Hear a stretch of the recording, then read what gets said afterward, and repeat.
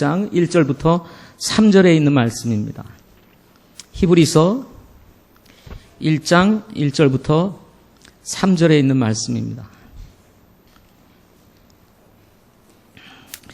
히브리서 1장 1절부터 3절 같이 한 목소리로 읽겠습니다. 같이 읽겠습니다. 시작. 지나간 때에는 여러 시대의 다양한 방식으로 대언자들을 통하여 조상들에게 말씀하신 하나님께서 이 마지막 날들에는 자신의 아들을 통하여 우리에게 말씀하셨으며 그분을 모든 것의 상속자로 정하시고 또 그분으로 말미암아 세상들을 만드셨느니라. 하나님의 영광의 광채시요 그분 자체의 정확한 형상이시며 자신의 권능의 말씀으로 모든 것을 떠받치시는 이 아들께서는 친히 우리의 죄들을 정결하게 하신 뒤에 높은 곳에 계신 존엄하신 분의 오른편에 앉으셨느니라. 아멘. 기도하겠습니다. 살아계신 아버지 하나님, 오늘 이제 이 9월의 마지막 또 수요 예배이기도 합니다. 무더위가 지나가고 신선한 가을이 찾아오면서 어느덧 이제 10월을 앞에 두고 있습니다. 세상이 새로운 옷을 갈아입으며 정말 하나님이 지으신 세계가 얼마나 아름답고 정말 귀한지 저희들이 느낄 수 있는 복된 계절이기도 합니다. 하나님이 이 가을에 우리 성도들의 삶도 정말 풍성해지게 하옵시고 그리고 아름다운 영적인 옷으로 갈아입게 하셔서 정말 주님 섬기는 것 기쁨이 되게 하시고 믿음 생활이 축복이 되도록 인도하여 주시옵소서. 하나님의 말씀을 읽고 듣고 배우는 것이 우리에게 기쁨 되게 하시고 진리 안에 머물며 진리 안에 세워지는 것이 우리에게 축복임을 알고 하나님을 배우는 성도들 모두가 될 수 있도록 인도하여 주옵소서. 수요 예배를 사모해서 모인 우리 사랑하는 성도들 주님 붙들어 주시고 영육간에 강건하도록 하나님 축복해 주시옵소서. 주신 말씀 성령 하나님께서 가르쳐 주시고 깨닫게 해주시기를 원하올 때 우리 주 예수 그리스도의 이름으로 기도하옵나이다. 아멘. 아멘. 오늘 말씀의 제목은 뛰어나신 하나님의 아들 예수 그리스도라고 하는 제목으로 같이 말씀 나누도록 하겠습니다. 자, 다시 한번요. 뛰어나신 하나님의 아들 예수 그리스도라는 제목입니다. 자, 히브리서는 히브리인들에게 보낸 편지입니다. 유대인 그리스도인들을 향해서 보낸 편지입니다. 히브리라는 이 말은 원래 강 건너편 사람들이라는 뜻에서 왔습니다. 갈대아 우르를 거쳐서 하란에 도착했던 아브라함이 하나님의 지시를 따라서 하란을 지나 약속의 땅 가나안으로 들어가게 됩니다. 가나안으로 들어가기 위해서는 반드시 건너야 할 강이 하나가 있었습니다. 바로 유브라테스 강이었습니다. 당시 사람들은 이렇게 강을 건너왔던 사람들, 즉 아브라함과 그 일행들을 두고 강 건너편 사람들, 히브리라는 이름으로 부르게 되었던 것입니다. 시간이 지나면서 자연스럽게 강 건너편에서 온 사람들, 그래서 히브리인이라는 말이 자연스럽게 붙여지게 되었습니다. 세월이 흐른 후에 히브리라고 하는 이름이 우리에게 익숙하게 다가오게 된 것은 베르디가 오페라 나부코를 작곡하면서부터라고 할 수가 있습니다. 물론 우리 기독교인들은 성경을 통해서 히브리인이라는 이야기를 수없이 많이 듣지만 교회 바깥에 있는 사람들은 히브리라는 이 말을 듣기가 쉽지 않습니다. 그럼에도 불구하고 믿지 않는 사람들조차도 이 히브리 사람 또는 히브리인이라는 말을 우리가 익숙하게 알고 있는 이유는 바로 이 오페라 나부코 때문이라는 것입니다. 1840년 당시 이 오페라를 작곡했던 베르디는 자신이 만든 오페라 하루만의 임금님이라는 이 오페라가 실패를 거두고 무척 시리에 빠져 있었다고 합니다. 이때 스칼라 극장의 지배인이었던 바르톨로메 메렐리라고 하는 사람이 이탈리아 사람 솔레라가 쓴 오페라 대본을 불고 강력한 애착을 가지고 있던 중 베르디에게 이 오페라의 대본을 가지고 작곡을 의뢰하게 되었다고 합니다. 베르디는 시리에 빠진 상태에서 이 대본을 읽고 난 후에 이 대본 속에 담겨져 있는 영감을 받으면서 의욕을 되찾아 작곡의 붓을 들게 되었다고 합니다. 그리고는 1841년 말경에 작곡을 완성하여 메렐리에게 넘겨줄 수 있었다고 합니다. 베르디가 이 오페라에게 푹 빠지게 된 두 가지 이유가 있는데, 하나는 당시의 북이탈리아 사정이 오스트리아의 압제를 물리치고 통일을 이룩하기 위한 전 국민적인 애국 운동으로 온통 술렁거리고 있었다는 점이라는 것입니다. 이러한 민족의식과 자유애로의 열망이 베르디의 오페라 정신을 지배하고 있던 중 이 나부코의 대본을 읽고 완전히 매혹당하게 되었다는 것입니다. 바벨론의 포로로 잡혀갔던 이스라엘 민족의 고통과 환난, 그런 중에서도 민족의식과 신앙을 잃지 않고 예루살렘으로 돌아가려고 하는 그들의 강인한 결속력을 담은 내용에 베르디는 스스로 감동을 얻게 되었다고 합니다. 또 한 가지, 두 번째 이유는 오페라 작곡가로서의 재기를 다져야 하는 절대적인 위기 상황 속에서 나부코를 만났다는 점입니다. 물론 그렇게 되기까지에는 메렐리의 끈질긴 설득과 권유가 큰 역할을 했지만, 일단 작곡에 손을 댄 베르디는 완전히 작곡에 몰입을 하게 되었다고 합니다.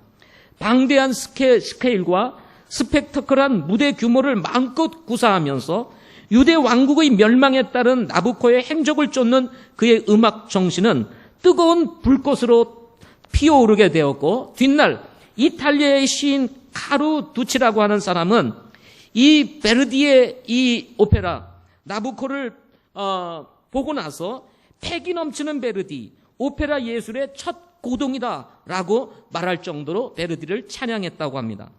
완성된 오페라 나부코는 1842년 3월 9일 밀라노의 스칼라 극장에서 감격적인 초연이 이루어지면서 대성공을 거두게 되었다고 합니다. 당시 무려 67회나 연속 상연될 정도로 오페라 팬들은 열광을 했다고 합니다. 특히 제3막에 부르는 히브리 노예들의 합창, 우리가 잘 알고 있는 노래이기도 합니다. 히브리 노예들의 합창은 단번에 이탈리아 국민들을 사로잡아 버렸다고 합니다. 그것은 당시 오스트리아의 지배를 받고 있던 북이탈리아 국민들이 민족의식을 깨우고 나아가 통일을 이룩하는 큰 힘의 원천이 되었기 때문이라고 합니다. 또한 1901년 이 오페라를 작곡했던 베르디가 사망을 하게 됩니다. 이때 토스카니니가 이 합창을 취하여 대작곡가의 영전에 바침으로써 큰 감동을 남기기도 했다고 합니다. 이렇게 히브리인이라고 하는 이름은 먼 나라인 한국 사람들에게도 바벨론 포로 70년 후에 돌아온 나라, 세월이 흐른 후 2000년간 나라를 잃고 고통을 당하던 백성들이 하나님의 은혜와 섭리로 나라를 찾고 고향 예루살렘으로 돌아가는 장면을 담은 내용을 통해서 민족의식과 함께 나라의 소중함을 일깨워주는 그런 이름이 되었기 때문이었습니다. 오늘 말씀은 무명의 히브리인이 믿음이 흔들리는 그리스도인들에게, 히브리 그리스도인들에게 보낸 편지라고 할 수가 있습니다. 유대적 관점에서 예수님의 메시아이심을 부인하는 상황에서 어렵게 예수님을 믿고 구원을 받았던 성도들이었습니다. 해를 떠들며 히브리인으로 당하는 부당한 대우와 핍박 속에서 당시 히브리 그리스도인들은 유대교를 배신한 사람들로 히브리인들에게도조차 배척을 당하고 있었던 그런 어려운 상황 속에 있었습니다. 대내외적으로 힘든 신앙생활을 하고 있던 히브리 그리스도인들이 다시 유대교로 돌아가고 싶은 이런 마음이 일어난다는 소식을 들었던 이 히브리서 기자가 성령의 감동을 받아서 이 히브리서를 써서 보내게 되었던 것입니다. 대제사장이신 예수 그리스도, 그리고 그분만이 길이요 진리요 생명이시라는 사실을 너무나 잘 알고 있었던 기자가 안타까움에 사로잡혀 있을 때 하나님께서 이 무명의 기자를 성령으로 감동시키시고, 기자는 성령의 영감을 받아서 히브리서를 기록하면서 믿음에서 떠나 있는 한 민족을 깨우고, 그리고 흔들리는 히브리인이면서 그리스도인들을 견고하게 세우고자 하는 간절한 마음을 이 편지에 담아서 보내게 되었던 것입니다. 인사의 글과 서문이 빠져 있을 정도로 다급한 마음으로 기록된 서신은 예수 그리스도는 뛰어나신 하나님의 아들이라는 사실을 이 서론에서 밝히고 있습니다. 뛰어나신 하나님의 아들 예수 그리스도, 그분은 어떤 분일까요? 오늘 말씀을 통해서 두 가지로 살펴보고자 합니다. 첫째는 우리 예수 그리스도, 하나님의 아들 뛰어나신 예수 그리스도는 말씀이시라는 것입니다. 2절 말씀을 우리 같이 함께 보도록 하겠습니다. 같이 읽겠습니다. 시작. 이 마지막 날들에는 자신의 아들을 통하여 우리에게 말씀하셨으며 그분을 모든 것의 상속자로 정하시고 또 그분으로 말미암아 세상들을 만드셨느니라 라는 말씀을 하고 있습니다. 존 브라운은 말하기를 유대인들은 율법 시대를 현 세대라고 불렀고 새로운 메시아 시대를 장차 도래할 세대라 불렀다라고 이야기를 했습니다. 따라서 메시아가 도래하면 시대적 종말이 가까울 것이라고 하는 것이 바로 유대적 사상이었습니다. 하나님께서는 히브리적 사고를 가진 유대인들에게 가장 큰 영향력과 권위를 부여하고 있는 모세를 비롯하여 구약의 대언자들을 통해서 다양한 방식으로 조상들에게 주셨던 말씀과 달리 유대인들이 고대하던 메시아가 바로 하나님의 아들 예수 그리스도라는 사실을 본문에서 밝히고 말라기 이후 지난 400년간 침묵하셨던 하나님께서 그 침묵을 깨시고 침례 요한을 통하여 메시아 시대를 알렸던 것과 같이 마지막 날들에는 대언자가 아니라 대제사장이신 하나님의 아들 예수 그리스도를 통해서 우리에게 말씀을 주셨다는 사실을 강조하고 있다고 할 수가 있습니다. 메시아 시대가 이미 열렸음에도 불구하고 구약적 사고방식을 가지고 살던 유대인들이었기에 하나님께서는 무명의 기자들을 통해서 지나간 때와 이 마지막 날들이라는 사실을 비교 대조하면서 지금은 대언자 시대가 아니라 아들의 시대이며 하나님의 상속자의 시대일 뿐만 아니라 동시에 세상을 만드신 분의 시대라는 사실을 밝히고 있다는 것입니다. 성경을 잘못 해석하고 받아들이면 왜곡된 신앙을 가지기가 쉽습니다. 우리도 그렇습니다. 가끔 우리가 개인적으로 성경을 읽다가 이거지 하고 잘못 해석을 하게 되면 그것이 신앙으로 돼버리고 맙니다. 그러면 그 신앙이 잘못된 길로 갈 확률이 매우 높다는 것입니다. 따라서 성경을 보고 바르게 이해하는 것은 매우 중요한 것입니다. 이런 그릇된 해석을 바로잡고 바른 신앙을 하기 위해서 우리가 반드시 보아야 할 성경 구절이 있습니다. 그것은 창세기 1장 1절 말씀입니다. 처음에 하나님께서 하늘과 땅을 창조하셨느니라 라고 말씀을 했습니다. 이 세상은 우연한 산물이 아니라 정확하게 하나님께서 창조하셨다고 말씀하고 있습니다. 이 창조에 대한 이 말씀과 함께 우리가 반드시 읽어야 할 말씀이 있는데 그것이 요한복음 1장 1절부터 3절의 말씀입니다. 처음에 말씀이 계셨고 이 말씀이 하나님과 함께 계셨으며 말씀이 하나님이셨더라. 바로 그분께서 처음에 하나님과 함께 계셨고 모든 것이 그분에 의해 만들어졌으니 만들어진 중에 그분 없이 만들어진 것은 하나도 없었더라고 말씀하고 있습니다. 창세기 1장 1절에서 처음에 하나님께서 하늘과 땅을 창조하셨는데 그 창조가 말씀에 의해서 이루어졌다고 말씀하고 있는 것을 우리는 본문에서 찾아볼 수가 있는 것입니다. 창세기 1장 1절과 요한복음 1장 1절은 어떤 면에서 같은 말씀이라고 할 수가 있습니다. 따라서 말씀이신 하나님, 바로 말씀이신 그 하나님이 바로 우주 만물을 창조하셨다라고 하는 것입니다. 골로새서 1장 15절부터 18절에 있는 말씀을 여러분에게 읽어드리도록 하겠습니다. 그분께서는 보이지 아니하시는 하나님의 형상이시요 모든 창조물의 처음 난 자이시니 이는 그분에 의해 모든 것이 창조되었기 때문이라. 하늘에 있는 것들과 땅에 있는 것들, 보이는 것들과 보이지 아니하는 것들, 곧 왕자들이나 통치자들이나 정사들이나 권능들이나 모든 것이 그분에 의해서 창조되고 그분을 위하여 창조되었느니라. 그분께서는 몸 곧 교회의 머리시니라. 그분께서 시작이시요 죽은 자들로부터 처음 난 자이시니 이것은 그분께서 모든 것에서 으뜸이 되게 하려 하심이니라 라고 말씀을 하고 있습니다. 따라서 창세기 1장 1절에서 말씀했던 그 하나님이 요한복음에서는 바로 말씀의 하나님이라고 말씀을 하고 있는 것입니다.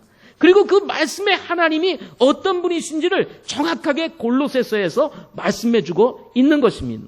따라서 이 창세기 1장의 이 하나님, 창조주 하나님은 바로 요한복음에서 말씀하시는 말씀의 하나님이신 예수 그리스도라는 사실을 말씀해주고 있다는 것입니다.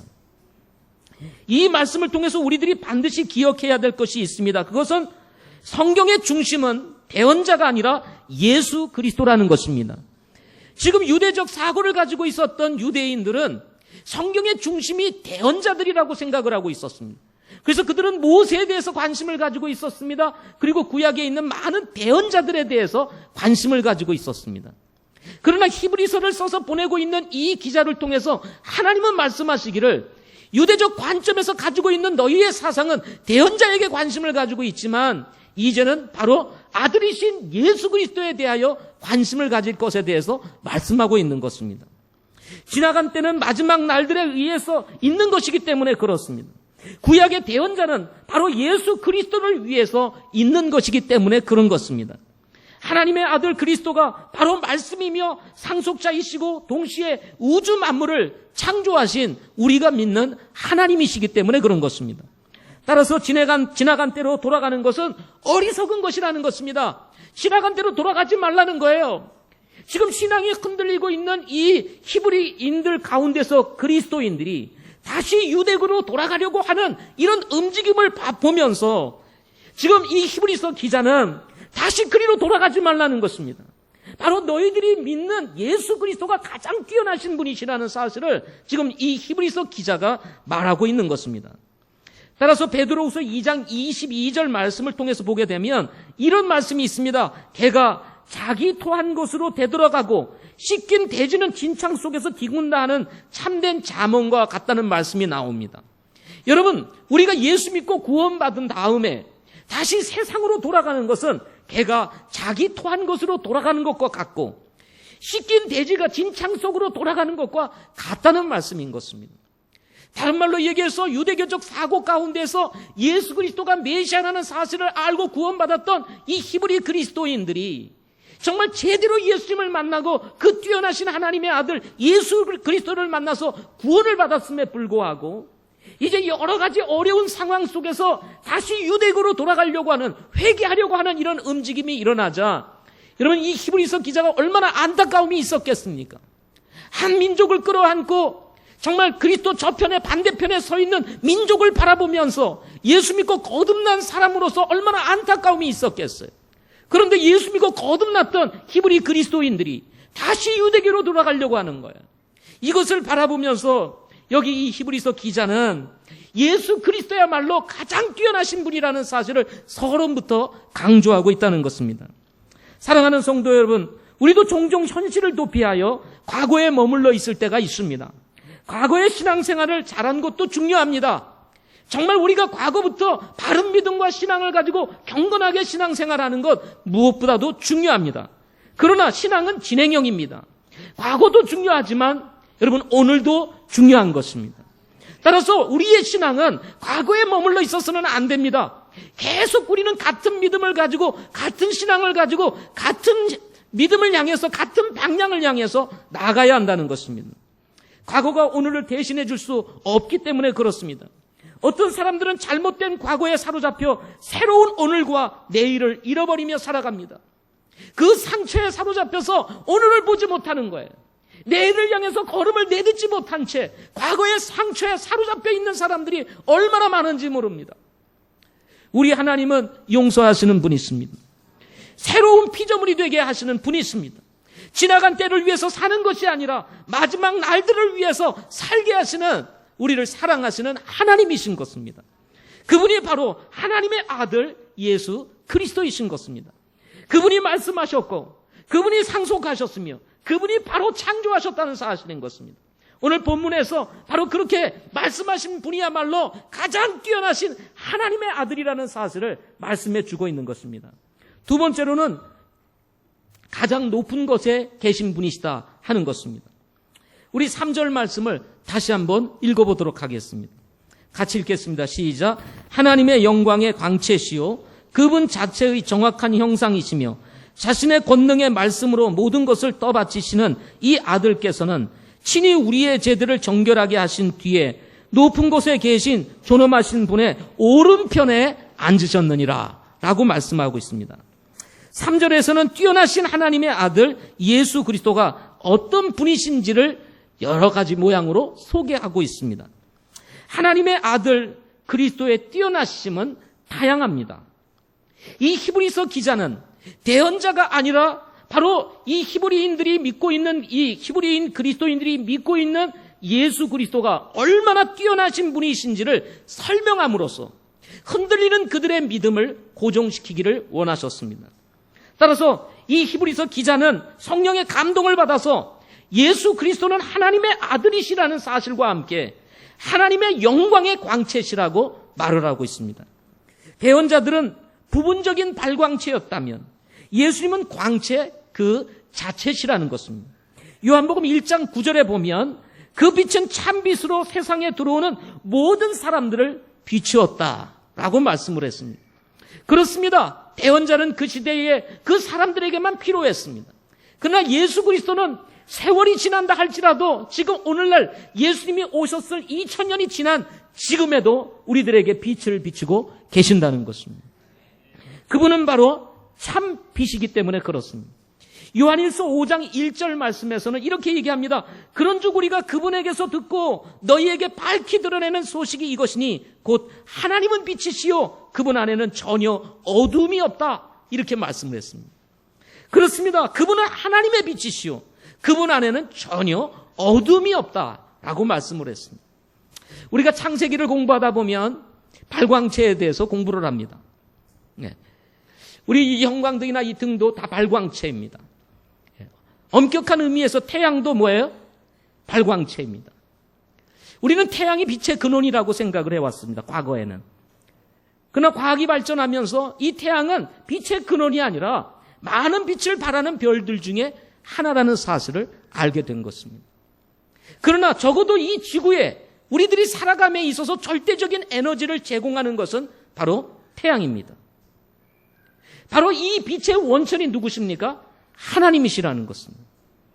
우리가 예수 믿고 구원받고 이제 우리가 이 세상을 떠나서 하나님의 왕국에 들어갔을 때 이제 세월이 지난 후에 이 모든 것들은 새하늘과 새 땅으로 변화하게 될 것입니다.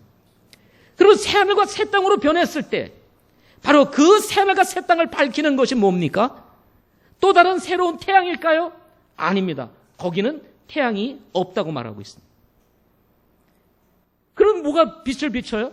바로 빛의 원천이신 하나님이 계시기 때문에 태양이 필요가 없는 세상에서 우리가 살게 된다는 것입니다. 이와 같이 하나님은 완전하신 분이시라는 거예요. 예수 그리스도는 완전하신 분이시라는 것입니다. 부족함이 있는 분이 아니시라는 것입니다. 그분은 완전한 광채시고 완전한 빛이라는 사실을 말씀해 주고 있는 것입니다. 그분 외에 다른 것이 필요가 없는 것입니다. 부족이 있기 때문에 어떤 다른 것이 필요한 게 아니라 그분은 완전한 에너지로서 우리의 모든 필요를 채우실 수 있는 분이시라는 사실을 말씀해 주고 있는 것입니다. 그런가 하면 예수 그리스도는 하나님의 정확한 형상이라고 말을 하고 있습니다. 이 말은 하나님 자신이라는 의미와 함께 하나님과 일치한다라고 하는 원어적인 의미를 가지고 있습니다. 예수님은 당시에 살아계실 때 제자들에게 이렇게 말씀하셨습니다. 나와 내 아버지는 하나이니라. 예수님 스스로도 말씀을 했습니다. 나와 아버지는 하나이니라. 이 말을 들은 유대인들은 예수 그리스도를 메시아로 생각하지 않고 있었기 때문에 하나님의 아들이라고 하는 예수 그리스도를 참남하다고 생각을 했습니다. 아주 부정하다고 생각을 했습니다. 예수님의 이 말로 당시의 유대인들은 예수님을 죽이려고 했습니다. 신성을 모독하는 이야기였기 때문에 그렇습니다. 그러나 유대인들이 어떻게 생각하느냐 상관없이 예수 그리스도는 바로 하나님과 같은 분이셨다는 것입니다. 골로새서 1장 15절에서는 우리 읽었습니다. 그분은 보이지 아니하시는 하나님의 형상이다라고 말씀입니다. 그렇습니다. 예수 그리스도는 바로 보이지 아니하시는 하나님의 형상이셨습니다. 그분이 사람의 몸을 입고 이 땅에 오셔서 우리의 모든 죄를 위하여 이 세상에서 돌아가셨던 것입니다. 따라서 여러분 예수 그리스도를 믿는 것은 곧 누구를 믿는 것이에요? 하나님을 믿는 것입니다. 그분은 동일하신 분이시라는 것입니다. 그런가 하면 자신의 권능의 말씀으로 모든 것을 떠받치시는 분이시다라고 이렇게 말씀을 했습니다. 여기 떠받치신다는 말은 헬라어로 페론이라는 단어입니다. 이 단어는 나르다 또는 운반하다라고 하는 뜻을 가지고 있습니다. 그런데 그 뜻에는 그 나르는 대상에 대해서 관리와 지배의 힘을 미치는 것으로 여기는 그런 단어의 의미를 지니고 있다고 합니다. 따라서 이 하나님의 말씀으로 모든 것을 떠받치신다는 말씀은 하나님께서 지으신 이 우주 만물을 하나님께서 말씀으로 돌보고 보호하시고 계신다는 것을 의미한다는 것입니다. 특별히 여기에서 자신의 권능의 말씀으로 할 때 이 말씀은 로고스가 아니라 레마로 기록되어 있습니다. 레마는 우리 하나님의 입에서 나온 말씀이라고 할 수가 있습니다. 자, 우리는 지금 성경을 전체로 가지고 있습니다. 그렇지만 오늘 우리가 히브리서 1장 1절부터 3절에 대한 말씀을 지금 듣고 있습니다. 바로 지금 여러분이 듣고 있는 이 말씀, 이게 바로 레마입니다. 하나님의 이 전체 말씀은 로고스예요. 그러나 여러분이 듣고 있는 이 말씀은 바로 여러분에게 개인적으로 적용이 되는 레마의 말씀인 것입니다. 따라서 예수 그리스도로부터 나온 명령과 같은 이 말씀이 지금 우주 만물을 떠받치고 그리고 운행하도록 모든 것을 제공하고 있다는 것입니다. 저는 가끔 이 지구뿐만 아니라 이 우주를 바라보면서 생각하는 것이 있습니다. 그것이 뭐냐면, 야, 저렇게 수많은 별들이 저렇게 우주 공간에 떠 있는데 저것이 부딪힘이 없이 정말 이렇게 질서 있게 돌아가고 움직이는 것을 볼 때, 야, 이건 참으로 신기하고 놀라운 일이다. 지난 여름 얼마나 무더웠습니까? 그런데 하나님께서 만들어 놓은 이 자연 속에서 결국 가을은 오고요. 하나님의 법칙에 따라서. 그죠? 이게 이파리들이 이게 누래질까 생각을 했는데 어느 순간부터 누래지고요. 예? 은행이 언제 떨어질까 그랬더니 막 비 한 번 오더니 땅에 주르륵 떨어지더라고요. 그럼 보시지 않습니까? 야, 이건 계절이 계속 돌고 도는데 그게 변화가 없어요. 아무리 기후의 변화가 있다 할지라도 계절은 계절인 것입니다. 그럼 이런 모든 것들을 질서 있게 운행하시는 분이 누구십니까? 바로 예수 그리스도라는 것입니다. 그분이 말씀으로 이 모든 우주 만물을 붙드시고 계신다는 것입니다. 우리가 오늘도 편안하게 오늘 하루를 지낼 수 있었던 것은 바로 하나님께서 말씀으로 이 세상을 붙잡고 계시기 때문이라는 거예요. 만약에 그 말씀이 딱 멈추는 순간 어떻게 될까요? 우리의 호흡과 숨은 끊어지고 말입니다. 잠깐 그래가지고 세웠어요. 이 모든 우주 만물이 돌아가다가 잠깐 그리고 세웠어요. 그럼 어떻게 될까요? 그 순간 우리는 그냥 다 끔짝나는 겁니다. 예. 세상이 그냥 돌아가는 것이 아닙니다. 하나님의 말씀이 선포되어졌기 때문인 것입니다. 따라서 말씀이 능력인 것입니다. 근데 그 말씀이 누굽니까? 바로 예수 그리스도라는 것입니다. 이것을 히브리 그리스도인들에게 지금 말하고 있는 것입니다. 뿐만 아니라 우리의 죄를 정결하게 하신 분이시라고 말씀했습니다. 이는 하나님의 아들 예수 그리스도의 뛰어난 속죄 사역을 말씀하고 있습니다. 대제사장이신 예수 그리스도는 우리의 죄를 속죄하기 위해서 이 세상에 오셨습니다. 그분은 짐승으로 하지 아니하시고 자신의 거룩한 몸을 제물로 드려서 희생물로 드려서 우리의 죄를 속죄해 주신 분이십니다. 매년 드려야 하는 짐승의 이 피는 이제 필요 없게 되었고 죄 없으신 분의 희생은 영원한 속죄로 이어지게 되었습니다. 그분은 뛰어난 하나님의 아들이시면서 동시에 뛰어난 제물이셨습니다. 우리가 죄로부터 자유함을 얻고 자유를 누리며 살 수 있는 것은 전적으로 하나님의 아들 예수 그리스도의 속죄 사역의 은혜 때문이라는 것입니다. 오늘도 구약과 같이 우리가 죄를 범할 때마다 짐승을 잡아 드려야 한다면 여러분 모든 생활이 정지되고 말 것입니다. 그렇지 않겠어요? 나가서 생활하다가 우리는 수시로 죄를 범합니다. 그러면 또 제물을 드려야 돼요. 제사를 드려야 되는 일들을 해야 됩니다. 무슨 일을 할 수가 있겠어요? 그런데 하나님께서 은혜로 예수 그리스도를 이 땅에 보내주셔서 단 한 번 드림으로 말미암아 영원한 속죄를 이루어서 우리가 정말 그리스도 십자가의 보혈의 능력을 힘입어서 오늘도 내일도 정말 주 안에서 자유를 누리며 살 수 있는 은혜를 베풀어 주신 것입니다.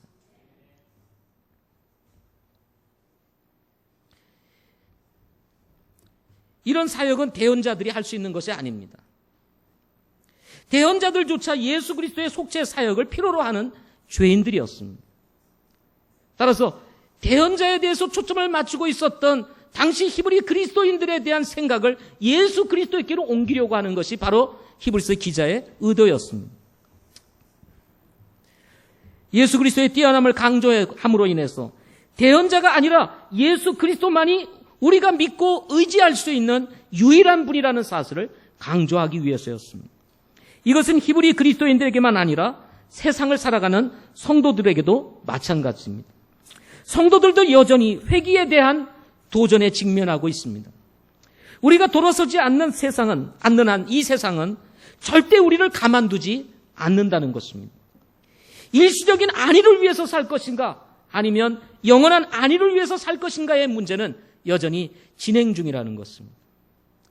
그러나 히브리서 기자는 하나님의 아들 예수 그리스도의 뛰어나심을 강조함으로써 우리로 하여금 그리스도께 견고하게 붙어 있으라고 말하고 있는 것입니다. 그분은 가장 높은 곳에서 존엄하신 분과 함께 통치하실 유일하신 하나님이시기 때문에 그렇습니다. 여러분, 우리가 히브리인들처럼 이 세상을 살다가 보면 고난이 있습니다. 핍박도 있습니다. 사회로부터 배척도 당할 수가 있습니다. 세상으로부터 기대할 수 있는 모든 것으로부터 차단될 수 있습니다. 그러나 무엇이 중요할까요? 일시적인 안전일까? 아니면 영원한 안전인가 하는 것입니다. 지금 우리는 영원한 안전을 말하고 있습니다. 영원한 안전은 바로 뛰어나신 하나님의 아들 예수 그리스도에게 있기 때문인 것입니다. 과거로 돌아가고 싶은 사람이 혹시나 이 자리에 있지 않을까 생각해 봅니다. 현재로부터 도망가고 싶은 그런 분들은 계시지 않습니까? 잘못 예수 믿어가지고 내가 이 고생이구나 생각을 해서 다시 세상으로 돌아갈까? 그래도 예수 믿기 전이 좋았어. 마음대로 살았는데 이거 예수 믿고 보니 뭐 하지 마라 뭐 이렇게 하지 말라는 게 많은지, 그리고 또 뭐 이렇게 해야 되는 일들이 많은지, 성경 공부해야 된다, 목장 모임 해야 된다, 뭐 수요 예배 와야 된다, 뭐 주일 예배 와야 된다, 예? 오늘은 또 사랑의 헌금까지 한다고. 뭐가 이렇게 해야 될 일이 많은지. 예수 믿으면 뭐 좋을 줄 알았더니 와보니까 뭐 이렇게 그냥 많은 새로운 일거리들이 막 다가오는지. 야, 안 믿을 때가 편했어. 뭐 이렇게 생각이 우리에게 있을 수도 있습니다. 혹시 오늘 예배 드리고 한번 봤다가 한번 생각해 보고 다음 주부터는 조용히 떠나려고 생각했던 분 혹시 계시지 않을까 염려가 됩니다. 히브리서 기자는 이런 마음을 가지고 있는 사람들에게 이 서론에서 뛰어나신 예수 그리스도를 강조하면서 우리에게 어떤 메시지를 던지고 있습니까? 묵시적으로 소리 없는 메시지. 그것은 뭐냐면 그냥 그 자리에 있으세요 하는 것입니다. 자, 옆 사람에게 그냥 그 자리에 있으세요 한번 얘기해 보겠습니다. 그냥 그 자리에 있으세요. 그것이 바로 주님이 계신 곳이라는 것입니다. 여러분, 우리가 인생을 살다가 보면 가끔 지금 내가 있는 곳이 축복의 자리라는 사실을 생각하지 못한 채 이 자리에서 도망가고 싶을 때가 참 많습니다. 이 자리에서 떠나면 좀 더 행복해질 것이라는 생각을 가집니다. 더 나은 삶을 위해서 내가 이 자리를 좀 떠나는 것이 오히려 내 인생에 도움이 될 거야. 어쩌다가 내가 이 자리에 있어가지고 내 이렇게 힘들게 사나. 지금 현재의 내 자리는 올무야. 이렇게 생각을 하는 분들이 있을 겁니다. 그래서 떠났어요. 떠나보니 진짜 행복할까요?